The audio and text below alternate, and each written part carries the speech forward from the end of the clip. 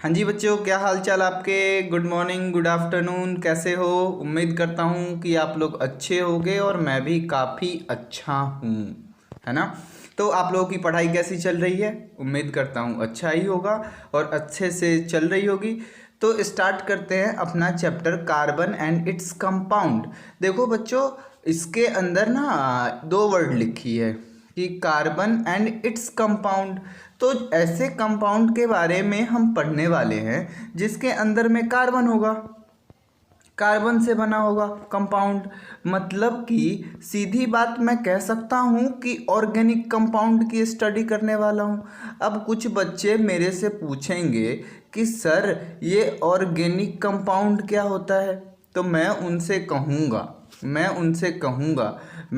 कहूँगा कि देखो बच्चों, जितने भी हमारे पास लिविंग क्या है, लिविंग कंपाउंड्स है या फिर लिविंग थिंग्स हैं, है ना, वो सब कुछ क्या है, ऑर्गेनिक कंपाउंड है। मतलब ऑर्गेनिक मतलब कार्बन कंपाउंड है ना।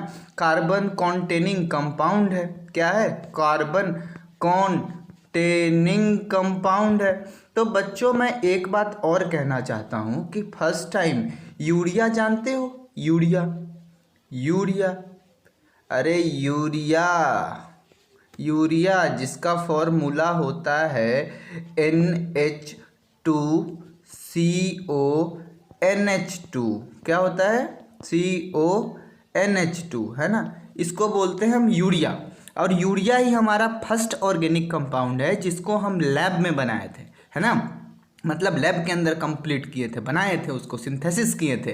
तो बच्चों हम कहना चाहते हैं आपसे, फिर से पीछे वाले पेज पे चलो लिखा हुआ है आपके पास कि बॉन्डिंग इन कार्बन, है ना। तो जनरली हमारे पास क्या होता है, कोवैलेंट बॉन्ड होता है कार्बन के अंदर, समझ रहे हो ना। कार्बन के अंदर कोवैलेंट बॉन्ड होता है। और इस बॉन्डिंग बताने से पहले ना मैं आपको दो बातें बताना चाहता हूँ। एक तो मैं बताना चाहता हूँ आपको कोवैलेंट बॉन्ड, कौन सा बॉन्ड बताना चाहता हूँ मैं, कोवैलेंट बॉन्ड।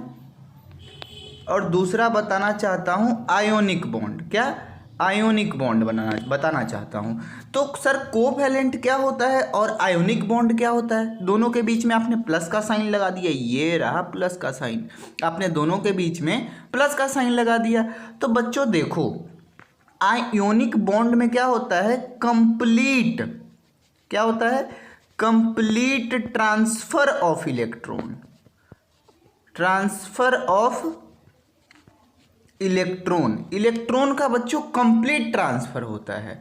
और कोवैलेंट के अंदर शेयर ऑफ इलेक्ट्रॉन, क्या होता है, शेयर ऑफ इलेक्ट्रॉन। सर मैं मतलब नहीं समझा।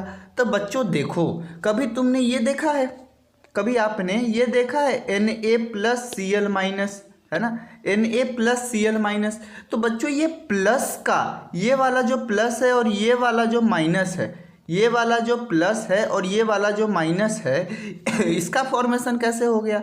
अब देखो क्या होता है कि सोडियम का एटॉमिक नंबर क्या है, हमारा एटॉमिक नंबर क्या होता है, बोलो 11 होता है।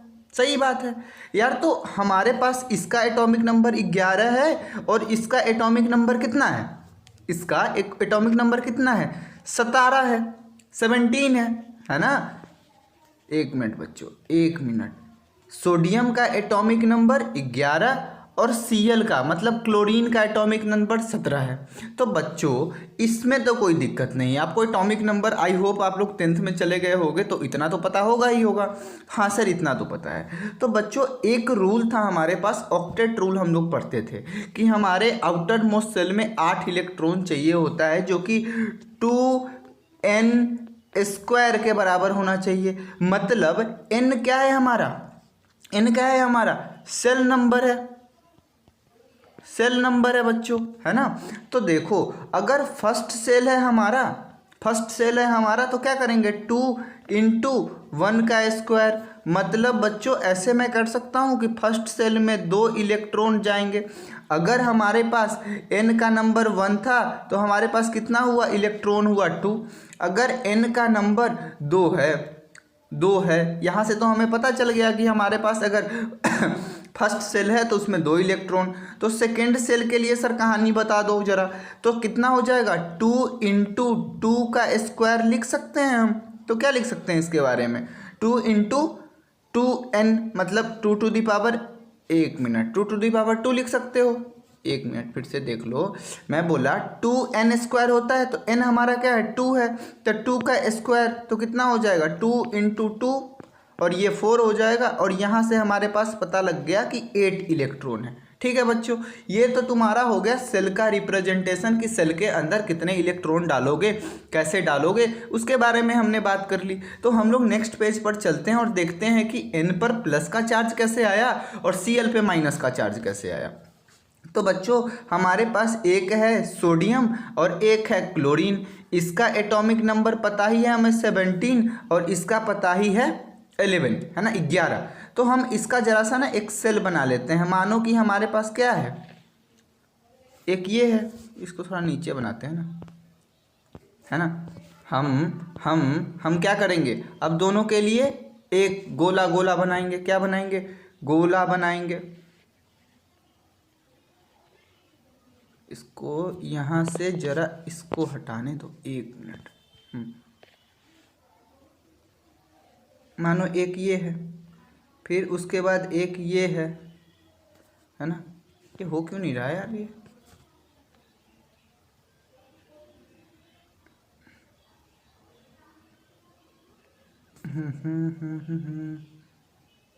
एक मिनट।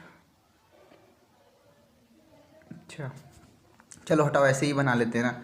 एक ये हो गया आपका और इसके अंदर एक और हम बना लेते हैं Cl के लिए यहाँ पे, है ना। Cl के लिए यहाँ पे, क्योंकि ये थोड़ा सा एटॉमिक नंबर ज़्यादा है तो कोई बात नहीं यार, समझने से मतलब है। ठीक है, 1 मिनट। हाँ जी, तो चलो एक हो गया ये हमारा। तो इसके बीच में बच्चों हमारे पास क्या होगा, न्यूक्लियस होगा, और एक सेल और बना लो, दोनों में 2-2 बना लो, काम चल जाएगा अपना। एक में 2 एक में 3 बना लो, है ना। तो ये हमारा क्या है, और एक ठो इसमें बना लीजिए आप, ये क्लोरीन का है और ये हमारा बगल वाला क्या है, सोडियम के लिए है। तो हम इसका नाम भी कर देते हैं। देखो इसका क्या नाम डाल दे, 1 डाल दें, और इसका 2 डाल दें, n की वैल्यू, इसका भी 1 डाल देते हैं और इसका 2 डाल देते हैं। और बच्चों आपको पता है ना कि फर्स्ट सेल में 2-2 इलेक्ट्रॉन होता है, 2n², तो n का वैल्यू 1 डाले थे तो पहले सेल में 2 इलेक्ट्रॉन था, तो दोनों में हम 2-2 इलेक्ट्रॉन डाल देते हैं। अब बच्चों और दूसरे वाले में क्या पता था हमें, दूसरे वाले सेल में कितना इलेक्ट्रॉन था, कितना बोलो, 8 था ना, मैक्सिमम 8 डाल सकते हैं। ठीक है सर, तो 1 2 3 4 5 6 7 और एक 8 हो गए बच्चों, है ना। तो फिर इसमें भी 8 डालने पड़ेंगे ना, सेकेंड सेल में 2 3 4 5 6 7 और एक 8 हो गया हमारे पास।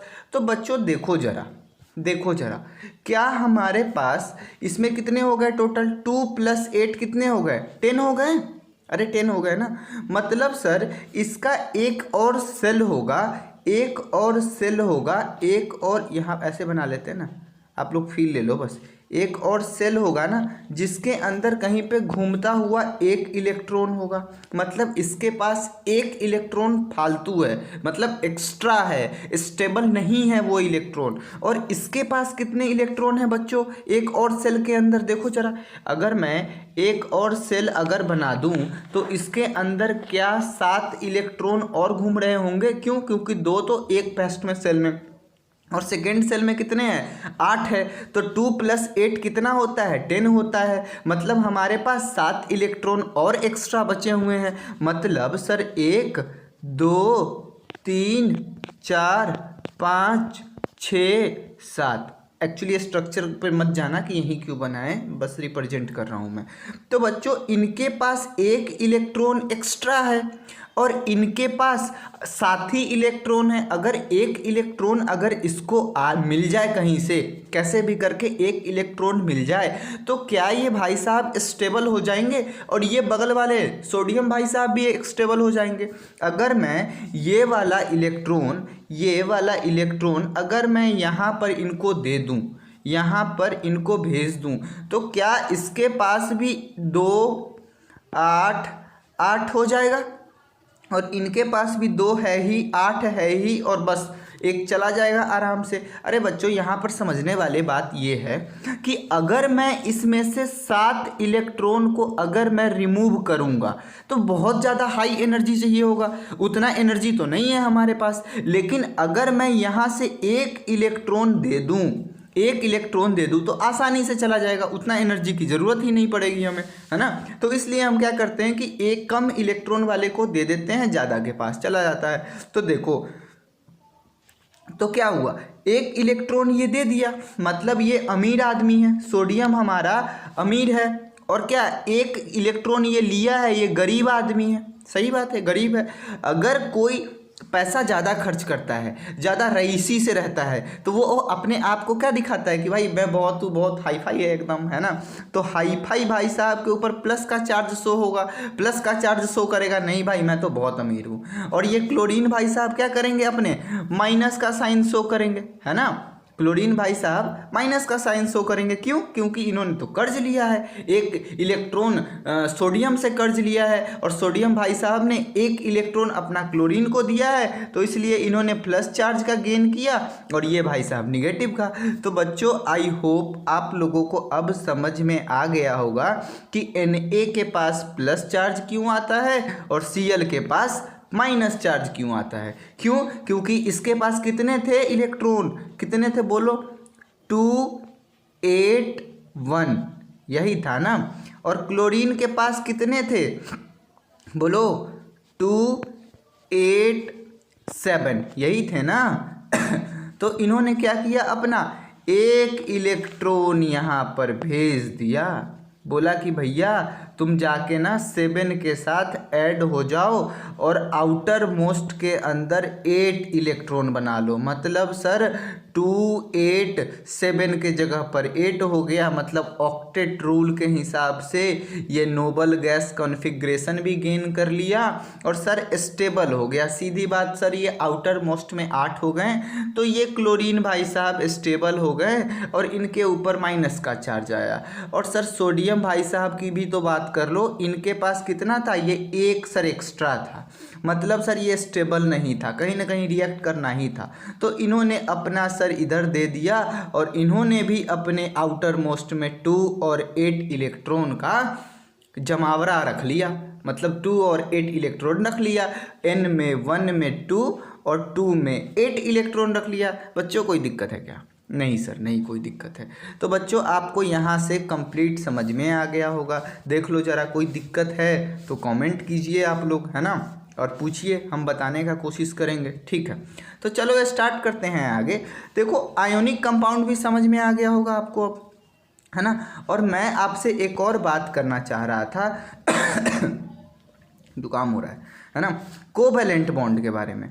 तो आपका यहाँ पे डाल देते हैं ना आयोनिक, 1 मिनट, आयोनिक, है ना आयोनिक। तो अब देखो बच्चों, आपको पता चल गया Na और Cl के बीच में कैसा बॉन्ड होता है, आयोनिक बॉन्ड होता है। आयोनिक बॉन्ड का मतलब भी आप लोगों को पता चल गया होगा कि भाई कंप्लीट ट्रांसफर ऑफ इलेक्ट्रॉन, है ना। तो यहाँ से हम स्टार्ट करते हैं कोवैलेंट बॉन्ड। देखना क्या स्टार्ट करेंगे बच्चों, हम कोवैलेंट बॉन्ड के बारे में थोड़ा सा जान लेते हैं, ताकि भविष्य में हमें अब कहीं पर भी दिक्कत नहीं आए, ना आना चाहिए, अगर आता है तो गलत बात है। तो 2 नंबर में हमारे पास था कोवैलेंट बॉन्ड। क्या था बच्चों? कोवैलेंट बॉन्ड था। तो कोवैलेंट बॉन्ड के बारे में क्या कहते हैं कि share of electron, share of electron, है ना, शेयर ऑफ इलेक्ट्रॉन, है ना। तो बच्चों इसके बारे में कुछ ऐसा कहानी हम लोग समझने का कोशिश करते हैं। देखो कोई 2 दोस्त है, बढ़िया सा फर्स्ट क्लास, है ना। एक का नाम है गप्पू और दूसरे का नाम है टप्पू। ये कौन है अपना? गप्पू। और ये कौन है? टप्पू। अब कोई जेठालाल मत बना देना भैया, है ना। एक का नाम है गप्पू और एक का नाम है टप्पू। तो गप्पू भाई साहब क्या कहते हैं कि ऐसा है, मेरा नाम है साकेत, तो गप्पू भाई साहब, मैं तो सुन रहा था बैठ के भाई, मेरे को ना, मैं सुन रहा था, लोगों की बात सुनते रहना चाहिए, सुनने से क्या होता है ना, ज्ञान बढ़ता है, सीखने को मिलता है ना। तो गप्पू भाई साहब और टप्पू भाई साहब बैठ के बात कर रहे थे। तो उनके पास क्या था बताओ?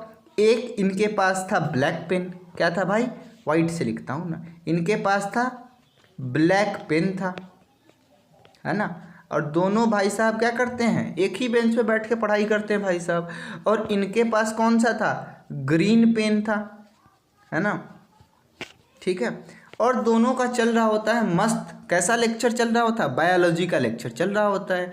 तो उन दोनों के बीच में ना बातें होती हैं, क्या होती है, बातें होती हैं, गुटरू करते हैं ये दोनों, है ना, ऐसे करके बातें करते हैं दोनों। तो दोनों के बीच में एक म्यूचुअली अंडरस्टैंडिंग होती है कि भाई जब ब्लैक पेन का ज़रूरी पड़ेगा तुम मेरे से ले लेना। तो बोलता है टप्पू ठीक है गप्पू, है ना।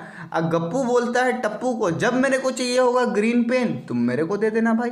तो टप्पू भी बोलता है ठीक है भाई, कोई दिक्कत नहीं है। तो मतलब जब जरूरी पड़ेगा तो गप्पू ले लेगा, जब जरूरी पड़ेगा तो टप्पू ले लेगा। तो कोवैलेंट बॉन्ड का मतलब है कि जब शेयर करते हैं हम इलेक्ट्रॉन, बच्चों किसी चीज़ का शेयर करना, शेयर ऑफ इलेक्ट्रॉन। चलो तो देखो जरा इस कोवैलेंट बॉन्ड की कहानी। देखो कोवैलेंट बॉन्ड की कहानी में कार्बन के बारे में बात करता हूँ। अपन ऑर्गेनिक कंपाउंड यार पढ़ रहे हैं तो अपन कार्बन के बारे में पढ़ते हैं। तो देखो कार्बन के एटॉमिक नंबर कितना होता है भाई, 6 होता है सर ये बात तो पता था। तो सर पहले सेल में 2 और दूसरे सेल में 4, लेकिन सर यहाँ तो दिक्कत हो गई। क्या दिक्कत हो गई भाई यहाँ पे तो सर 8 इलेक्ट्रॉन होने चाहिए थे, 8 इलेक्ट्रॉन, लेकिन है तो 4। अब क्या करूँ मैं? तो मैं बोलूँगा बच्चों तुम टेंशन ना लो।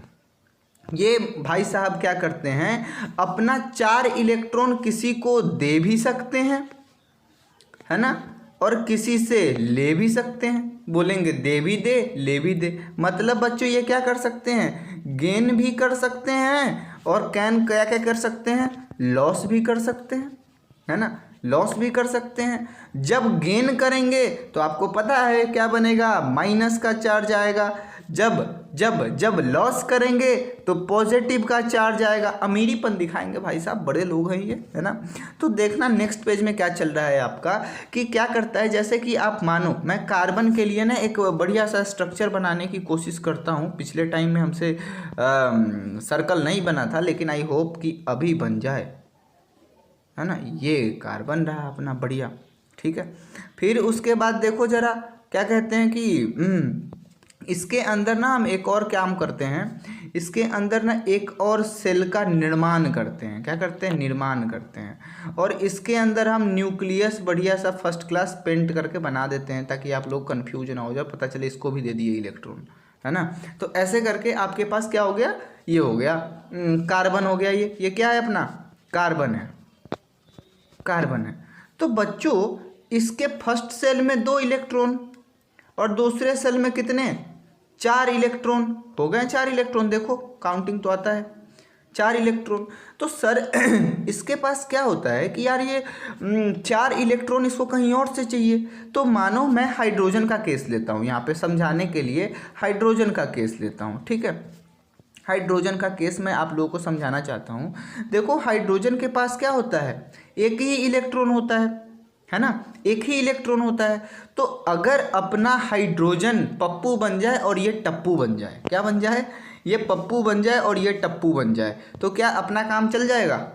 अरे भाई ये बोलेगा ना भाई साहब कि यार जब जरूरी पड़े तो तुम शेयर कर लेना, और एक और यहाँ से और हाइड्रोजन लगा ही देते हैं। देखो इधर लगा देता हूँ ना मैं, है ना, और यहाँ पर एक हाइड्रोजन इधर, कोई दिक्कत नहीं है, कंफ्यूज मत होना सर, आप बगल में नहीं लगाएं। अरे बगल में क्या हो गया भाई, है ना। और ये देखो एक इलेक्ट्रॉन इधर से, एक इलेक्ट्रॉन इधर से, तो बच्चों ये 4 कितने हो गए, 8 हो गए।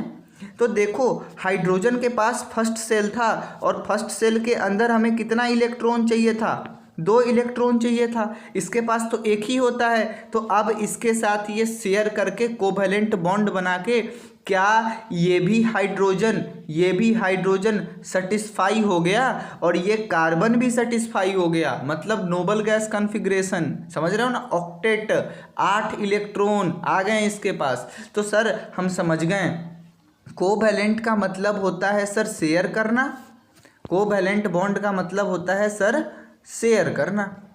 कोवैलेंट का मतलब यहाँ पे लिख देता हूँ, वैलेंट का मतलब सर शेयर करना।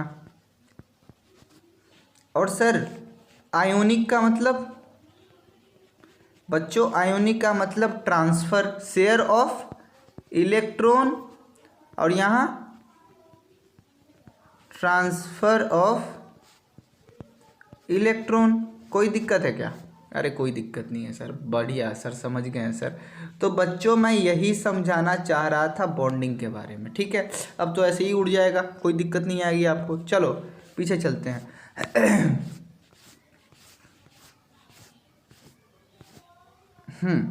तो बच्चों देखो, अब हम चैप्टर स्टार्ट करते हैं यहाँ से, ठीक है। अभी तक तो चल रहा था कहाँ ही, ताकि आपको बेसिक में दिक्कत ना आए ना। तो बच्चों लिखा हुआ है आयोनिक बॉन्ड हैव, क्या लिखा हुआ है? Ionic bond have high melting boiling point and conduct electricity in solution और मोल्टेन स्टेट। जो हमारा आयोनिक कंपाउंड्स होते हैं उनका हाई मेल्टिंग पॉइंट होता है, काफ़ी ज़्यादा हमें टेम्परेचर देना पड़ता है, मतलब मेल्ट कराने के लिए काफ़ी ज़्यादा हाई टेम्परेचर की ज़रूरत पड़ती है हमें मेल्ट कराने के लिए, और बॉयल कराने के लिए भी high melting and boiling point होता है। And conduct electricity in solution और मेल्टेन स्टेट। देखो बच्चों, इसका जो मेल्टिंग पॉइंट होता है, इसका जो बॉइलिंग पॉइंट होता है, काफ़ी ज़्यादा होता है, बहुत ज़्यादा। और ये कंडक्ट कर सकते हैं इलेक्ट्रिसिटी, लेकिन ये सॉल्यूशन के अंदर में। मतलब सर कहना क्या चाहते हो? जैसे कि हमारा जो आयोनिक बॉन्ड है, तो अगर हम इसे कोई सॉल्यूशन के अंदर डालेंगे, मान लो एक को सॉल्यूशन के अंदर में होता है ना, पढ़े थे ना एक बार इलेक्ट्रोलाइसिस। मतलब इलेक्ट्रो का मतलब इलेक्ट्रॉन, लाइसिस का मतलब ब्रेक डाउन। ये क्या है? इलेक्ट्रॉन, और ये हो गया ब्रेक, BRK, ब्रेक, है ना। इलेक्ट्रोलाइसिस मतलब इलेक्ट्रॉन को तोड़ना। तो जैसे ही हम सॉल्यूशन के अंदर डालते हैं ना, तो इलेक्ट्रॉन इसके टूटने लगते हैं, ब्रेकडाउन होने लगते हैं। जब ब्रेकडाउन होंगे, और आपने एक कहानी और पढ़ा था कि मेटल के बारे में, कभी सुना होगा, पढ़ा है तो होगा यार थोड़ा ना थोड़ा। तो मेटल क्या करता है हमारा? इलेक्ट्रॉन देता है, इलेक्ट्रॉन डोनर है, इलेक्ट्रॉन का ट्रांसफर करता है ना। इलेक्ट्रॉन का ट्रांसफर करता है, शेयर करता है, देता है दूसरे को, तभी तो मेटल कहलाता है, तभी तो इलेक्ट्रिसिटी कंडक्ट कराता है। तो जब इलेक्ट्रॉन घूमेगा ही नहीं, तब तक इलेक्ट्रॉन मतलब इलेक्ट्रिसिटी कैसे कंडक्ट होगा यार? नहीं होगा ना। तो जैसे ही हम इलेक्ट्रोलाइसिस करवाते हैं, इलेक्ट्रॉन इसके घूमने लगते हैं, और ये हमारा कंडक्टर के तरह ट्रीट करने लगता है, ठीक है। अब लिखा हुआ है most carbon compounds are the poor conductor of electricity. देखो मैक्सिमम जो हमारे कार्बन कॉन्टेनिंग कंपाउंड होते हैं वो पुअर कंडक्टर होते हैं भाई, ये नहीं कर सकता कंडक्ट। जैसे कि हमारा डायमंड हो गया, हीरा है ना, कोहिनूर तू, है ना, ऐसा करके। तो हमारा जो कंडक्टर है वो हमारा कंडक्ट नहीं कर पाता है electricity. Since these compounds are largely non conductor of electricity and we conclude that bonding in these compound do not give rise to any ion. देखो पहले लिख दिया मैंने कोवैलेंट, तो मैक्सिमम जो बॉन्डिंग होते हैं इसमें आयंस का फॉर्मेशन नहीं होता यार। आयंस का फॉर्मेशन हो जाएगा तब तो यार वो तो मेटल हो गया, सही बात है कि नहीं है। तो इसमें आयंस का फॉर्मेशन नहीं होता, और मोस्ट ऑफ द कंपाउंड क्या होते हैं हमारे? नॉन कंडक्टर होते हैं। तो बच्चों अभी तक आपने पढ़ाई कर ली है कि भाई कोवैलेंट बॉन्डिंग के बारे में, कोवैलेंट बॉन्डिंग और आयोनिक बॉन्ड के बारे में। तो कोवैलेंट पता है आपको क्या होता है भाई? शेयर ऑफ इलेक्ट्रॉन होता है। और आयोनिक बॉन्ड क्या होता है? ट्रांसफर ऑफ इलेक्ट्रॉन होता है। तो आई होप आपको अब कोई दिक्कत नहीं होगी इस बारे में। एक बार और चलते हैं। जो हमारे आयोनिक कंपाउंड होते हैं इसका हाई मेल्टिंग और बॉइलिंग पॉइंट होता है, और जो हमारे कोवैलेंट बॉन्ड है सुनना, कोवैलेंट बॉन्ड है जो कार्बन व कार्बन के बीच में बनता है, उसमें कोई आयंस का फॉर्मेशन नहीं होता। बच्चों जब आयंस का फॉर्मेशन नहीं होगा तो वो कंडक्टर भी नहीं कहलाएगा, जब कंडक्टर नहीं कहलाएगा तो इलेक्ट्रिसिटी नहीं कंडक्ट करेगा, है ना। तो पहली बात, आयोनिक कंपाउंड का मेल्टिंग बॉइलिंग पॉइंट बहुत ज़्यादा होता है और ये इलेक्ट्रिसिटी कंडक्ट कर सकते हैं लेकिन मोल्टेन स्टेट में। दूसरी बात, जो most of the carbon compounds होते हैं जो कि हमारे इंसुलेटर होते हैं, मतलब पुअर कंडक्टर होते हैं, ठीक है बच्चों। दूसरी बात बच्चों, तीसरी बात मैंने ये किया कि जो कार्बन कंपाउंड होते हैं वो नॉन कंडक्टर ऑफ इलेक्ट्रिसिटी होते हैं, सही बात है। और वो उनका जो क्या बोलते हैं बॉन्डिंग जो होता है उनके बीच में, कार्बन कॉन्टेनिंग कंपाउंड के बीच में, वो नॉन आयोनिक टाइप होता है, मतलब आयंस का फॉर्मेशन नहीं होता। जब आयन का फॉर्मेशन नहीं होगा तो हमारा क्या कह सकते हैं हम, इलेक्ट्रिसिटी कंडक्ट नहीं करेगा। आई होप आपको इस पेज में कोई दिक्कत नहीं होगा। तो आगे चलते हैं।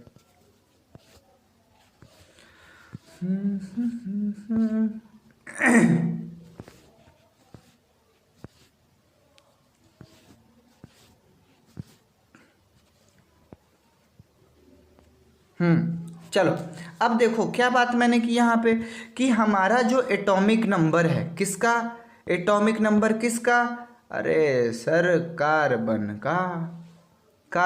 का एटॉमिक नंबर कितना है, 6 है sir. In case of carbon it has 4 electron in outermost shell, है ना। सेल गड़बड़ लिख दिया किसने भाई, किसने, 1 मिनट,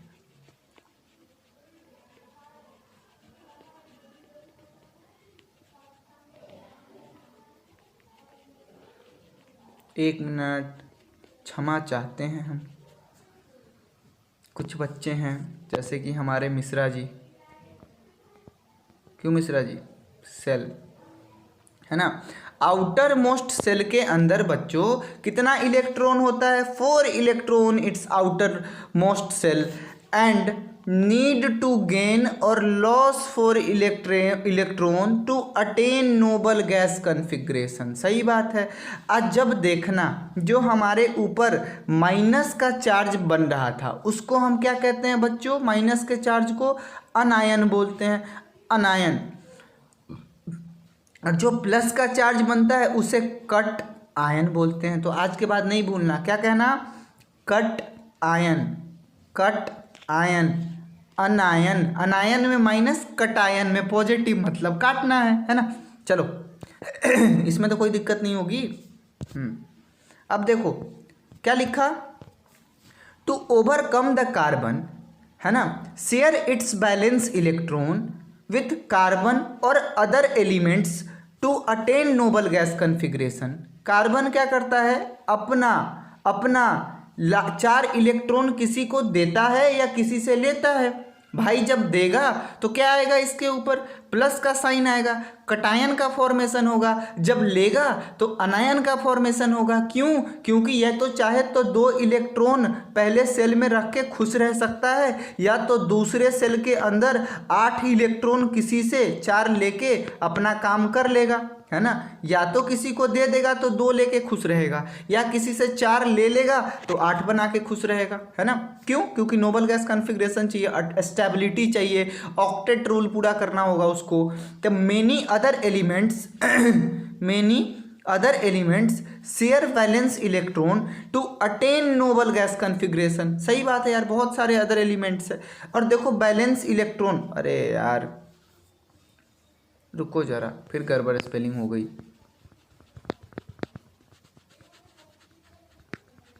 एक मिनट, बैलेंस इलेक्ट्रॉन,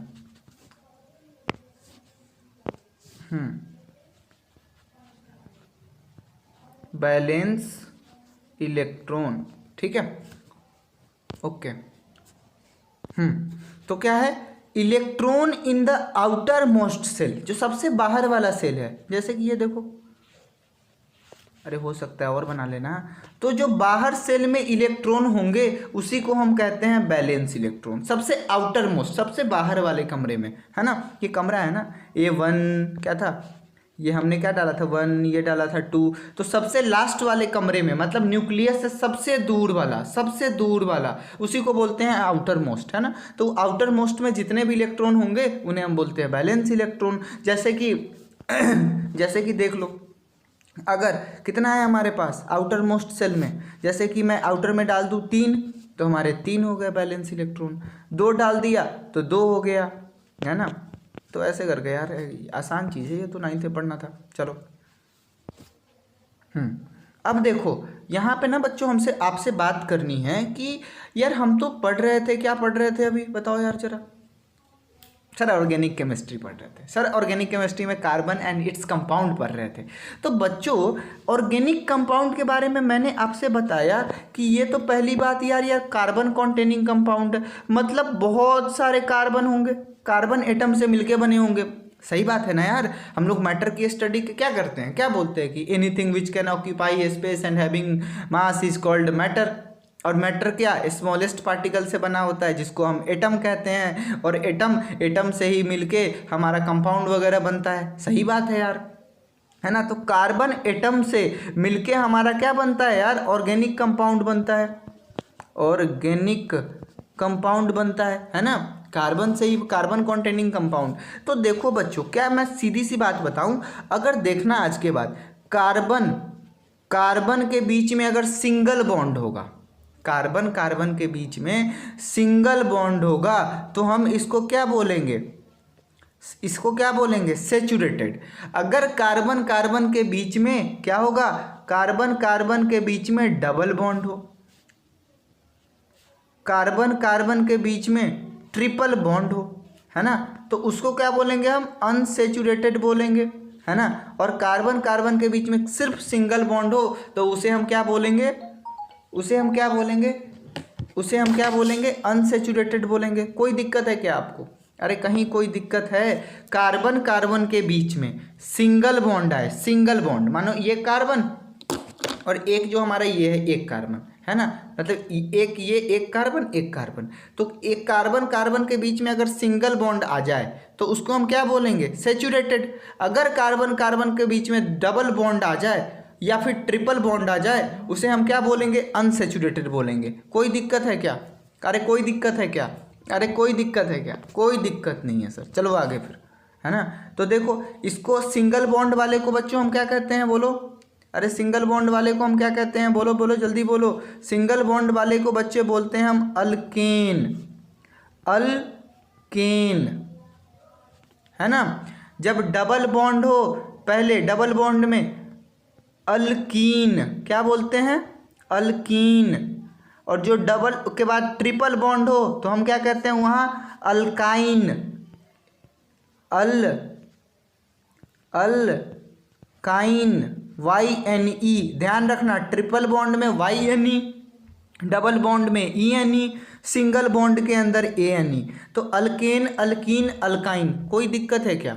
ये क्या था हमारा सिंगल, ये क्या था हमारा बच्चों डबल बॉन्ड, ये हमारा क्या था ट्रिपल बॉन्ड। तो आई होप आपको ये समझ में आ गया होगा सेचुरेटेड और अनसेचुरेटेड की कहानी। तो चलो आगे चलते हैं कोई और कहानी पढ़ने। ओके, तो बच्चों अब शुरू हो रहा है आपका अल्केन, अल्कीन, अनकाइन की कहानी। तो मैं सबसे पहले बच्चों यहाँ पे ये लिखना चाहता हूँ, क्या लिखना चाहता हूँ, ये कलर से, है ना। सबसे पहले लिखना चाहता हूँ यहाँ पर, क्या लिखना चाहता हूँ, देखो क्या लिखना चाहता हूँ, सेचुरेटेड, SATURATED, सेचुरेटेड, है ना। तो सेचुरेटेड के अंदर में हम पढ़ना है हमें अब इसके बारे में, तो थोड़ा कलर चेंज कर लेते हैं पहले। ओके चलो देखो, the common physical property that we will focus on are, पहला मेल्टिंग पॉइंट, बॉइलिंग पॉइंट और सॉलिबिलिटी, है ना। However any inference drawn on these may also extend to other properties such as density. मतलब सीधी बात बताओ ना यार, melting point, boiling point, solubility और डेंसिटी की कहानी हमें मेनली पढ़नी है। अल्केन, अल्कीन, अल्काइन, ये जो प्रॉपर्टीज़ हैं हम तीनों के लिए लगभग पढ़ेंगे, है ना। जहाँ जरूरी होगा वहाँ पढ़ेंगे, नहीं जरूरी हो तो कोई दिक्कत ही नहीं है। सॉरी यार लाइट चली गई, डोंट वरी, आपकी पढ़ाई नहीं रुकेगी। ओके, तो चलते हैं आगे फिर। देखो generally there is smooth change in physical property, है ना, melting and boiling point among the homologous series. अब बच्चों ये होमोलोगस सीरीज क्या होता है ये हम आगे बात करेंगे। जैसे अल्केन का क्या फॉर्मूला होता है, CnH2n+2। जनरल फार्मूला की जो बात करते हैं ना, अगर जनरल फार्मूला की जो बात करते हैं तो हमसे Cn क्या क्या है, H2n+2। भाई 2n में 2 को जोड़ना, और n क्या होगा हमारा, n क्या होगा बोलो, नंबर ऑफ कार्बन होता है n। क्या होता है, नंबर ऑफ कार्बन। n क्या होता है हमारा, number of carbon exist in these molecules, है ना। As the number of carbon and hydrogen atom increase the additive effect of these weak nuclear force become, है ना। न्यूक्लियर फोर्स जो होता है ना वो वीक हो जाता है। क्यों, क्योंकि अगर मानो कि कार्बन है, नेक्स्ट पेज पे कार्बन है, तो इन दोनों के बीच में तो कोई फोर्स लग रहा होगा, इन तीनों के बीच में आपस में लग रहा होगा कि नहीं लग रहा होगा। तो भाई जब हाइड्रोजन हम यहाँ लगाते हैं इसकी कॉन्फ़िगरेशनल वैल्यू को स्टेबल करने के लिए करते हैं ना, हाइड्रोजन लगाते हैं, तो क्या इनका जो आपस का फोर्स होगा वो डिस्ट्रीब्यूट हो जाएगा। अगर एक फैमिली में दो ही आदमी हैं, एक फैमिली में दो ही आदमी हैं, पप्पू और टप्पू, क्या है, पप्पू है और दूसरा टप्पू है ना, दो आदमी हैं, दो ही है भाई, चौथा कोई नहीं है। तो इन दोनों के बीच में काफ़ी प्रेम है, काफ़ी दोस्ती यारी है ना। लेकिन क्या हुआ, इसके बीच में क्या आ गया, गप्पू आ गया अपना, क्या आ गया, गप्पू आ गया।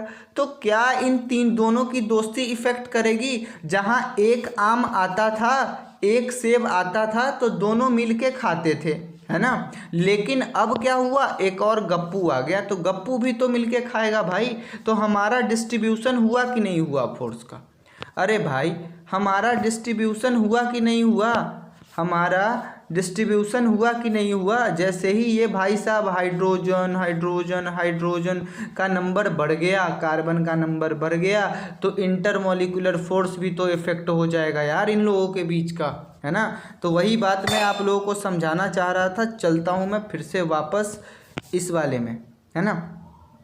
चलो कोई दिक्कत नहीं है यहाँ पे। एक मिनट,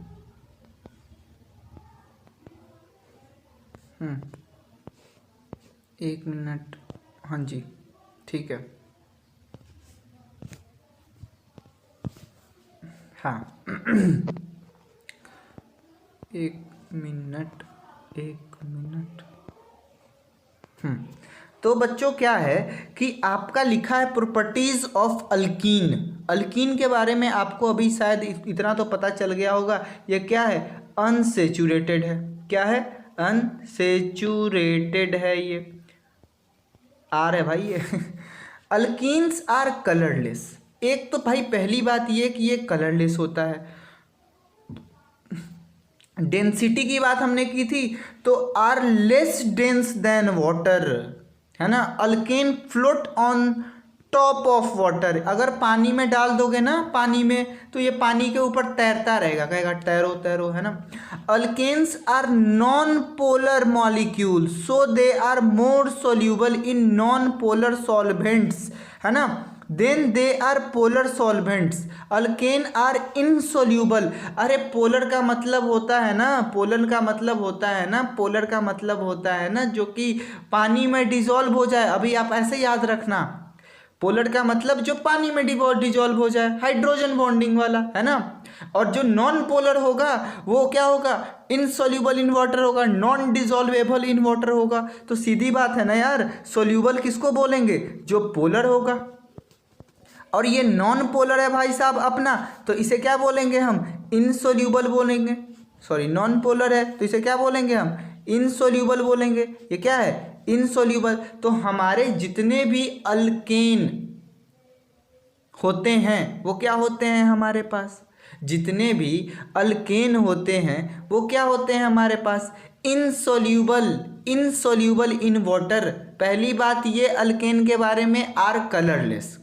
अल्केन क्या होता है हमारा, कलरलेस, अल्केन भाई, अरे रे सॉरी सॉरी।